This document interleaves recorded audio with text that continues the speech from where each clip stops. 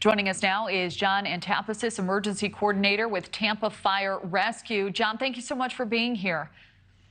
Thanks for having me. Absolutely. So what are you anticipating as this hurricane approaches?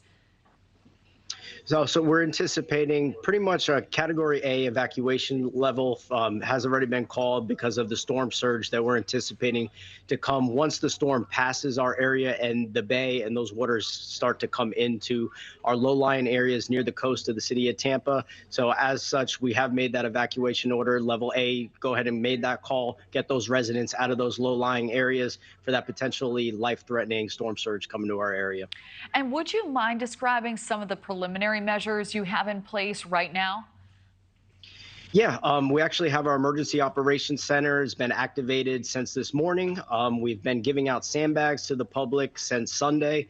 And again, we're getting out all that great messaging out to our residents to ensure they have the latest information, know if they are in an evacuation zone to get out of those areas, either get to a family or friend's house in a safe location or to get into one of those shelters that have also been activated for our residents.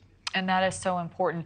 There are predictions that the power could be out in some areas for a week.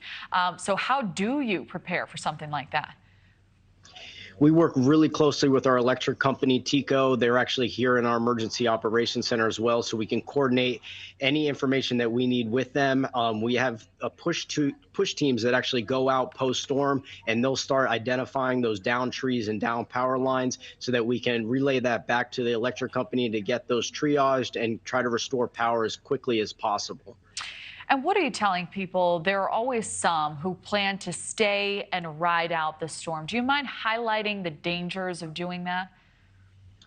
It is life-threatening to do so. We saw during Hurricane Ian down in Lee County in that Fort Myers area, some of those folks did not get out of those evacuation zones, and ultimately some of them lost their lives. Again, we can replace our things. We can't replace our lives or our loved ones' lives. So we really just, our folks that are in those evacuation areas need to get out because the risk is that severe.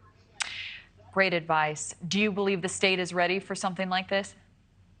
We are. We're from the state of Florida. We know hurricane threats they live with us from June 1st to November 30th, and especially during the height of the season, August through October, that we have to be at the ready. You know, we've been practicing our plans, updating our procedures since the beginning of this season. Now they're all coming into play, and we are at the ready. All right. John Antapasis, thank you so much for joining us. Thank you for having me.